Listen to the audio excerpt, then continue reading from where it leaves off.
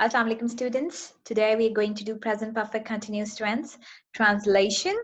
And recently we have done the present perfect tense, and you know the rules and regulation for translating from present perfect tense from English to Urdu. So now let's see how will we translate a sentence of Urdu which is in present perfect continuous into English. The objectives are: recall the rules of present perfect continuous tense, state the rules to translate from Urdu to English using present perfect continuous tense, translate the affirmative, negative, and interrogative sentences of English into Urdu. Resources will be images, YouTube videos, English grammar and composition, book 9 and 10, and the page number will be 83. Now the rules. I hope you remember the rules of simple present perfect continuous tense. How we used to convert it from another tense to present perfect continuous tense. So let's have a flashback. So in the present perfect continuous tense, usually this tense is in three forms. One is positive form, other is negative form, and third is the question form. So the structure of this rule of this tense is it always starts with the subject, then we have to use has and have been with verb and ing, and then comes the time reference, which I'm going to discuss in my next slide. And in the negative, with the same structure, you have to put not. For example, he, she, it has been plus VING starting. Now, I, you, we, you, her will always be with have been and like starting. Similarly, with the negative form, we use has been with the singular subjects, while we use have been with the plural subject. Okay, for example, I have been cooking, he has been cooking. Or I haven't, have not, or haven't here. Haven't is the contraction form. Has been cooking, he hasn't been cooking. Now in the question form, we use has and have at the front, then comes the subject later, and then been with the verb with ing and the question mark. Has, the same will go on with have, the same plural subjects will come. Like you have been cooking, have you been cooking? She has been cooking, has she been cooking? One thing more, students, here you can see that the present perfect continuous tense, it has perfect and it has continuous, because these are the two tenses we have done separately. So perfect means that we have used has and have here, and continuous means that we are using verb with ing. So somehow you may get an idea of what comes in this tense. Now let's see how we're going to use for and since. That is actually a time reference after this tense. Now we use two things to tell about the time reference. One is for and other is since. Now I have been living in Japan since 2012. I have been living in Japan for 4 years.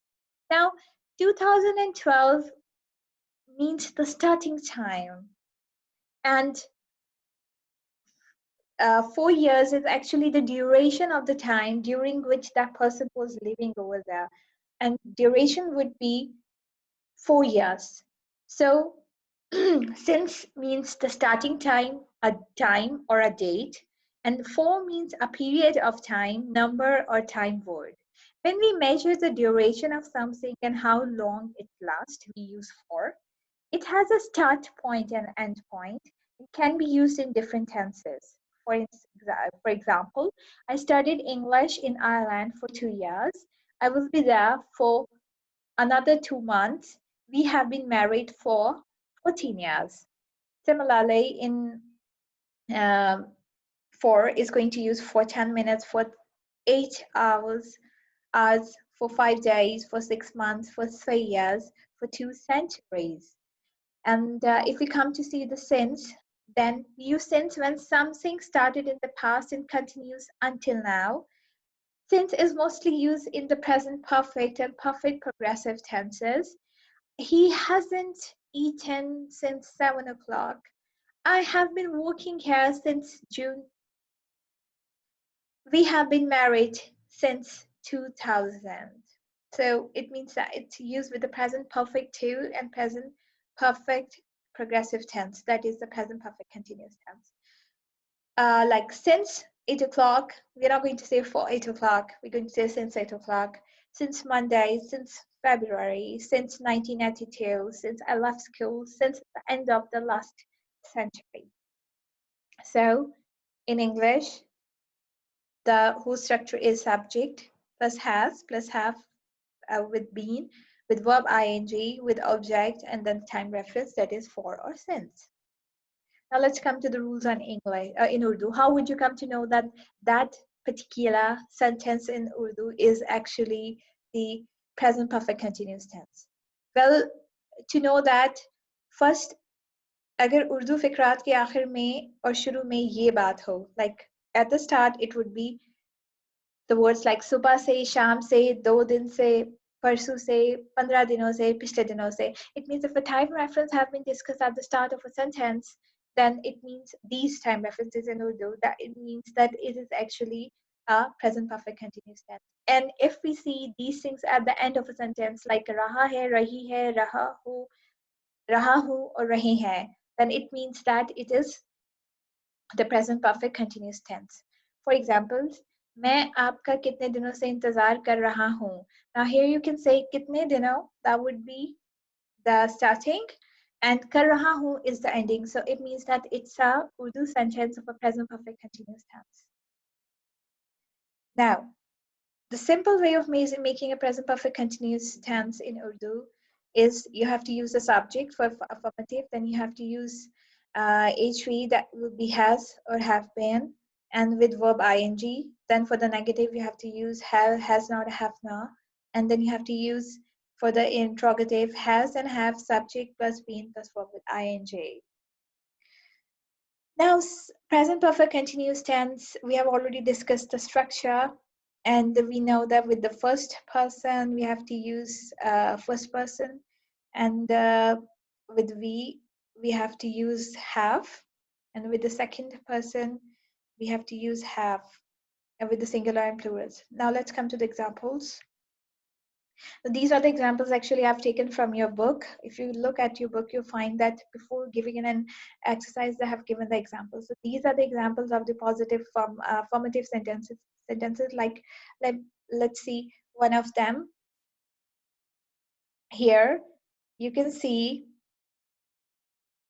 that बच्चा 2 घंटे से रो रहा है. Now here you can say 2 घंटे is a time reference and रो रहा है it's the ending. So it means that it's a present perfect continuous tense. The child has been weeping for 2 hours. The child with the subject. Has been is the verb with has been with a helping auxiliary verb word. Then comes weeping with verb with ing, and this for 2 hours. It means that it's a complete time. So that's why we have used for, and it gives the time reference. Similarly, Ustad 8 baje se padha raha hai. So the teacher will be subject, has been will be the helping word, teaching will be the verb with ing, and since 8 o'clock, like we have already discussed that with the time, we always used since because we know the starting time, we do not know the ending time, that how long the teacher has been teaching. We know that the starting time is 8 o'clock, so we have used since. Similarly, in the negative, all are the same. We just have used not. In the interrogative, we have used have and has at the start, then we have used the subject, then been, and then the verb with ing, and the object, and then the time reference. क्या मेहमान 1 घंटे से खाने का इंतजार कर रहे हैं? Have the guests been waiting for meal for an hour? Now the exercises. These are the exercises on your book, and here are the English translations of those exercises. While you are solving it, you are practicing it, you can come to and play this video again and you can get the reference. In exercise number 2, that is about the negative sentences, and then comes exercise number 3, that is about the interrogative sentences. Now let's go have a recap. In the present perfect continuous, we have read about that in the structure we use has and have been with ing, and along with the time reference, that is for and since. And for the Urdu, it at the start it always gives a time reference that could be subah se, sham se, 15 din se, ek ghante se, and it's going to end with the words like raha hai, rahi hai, rahe hain. And the written assignments, I have given you 10 sentences that you have to change from Urdu to English. All are from the affirmative, negative, interrogative. And I have given them from the exercises that are in your book of English and grammar and composition. Thank you so much.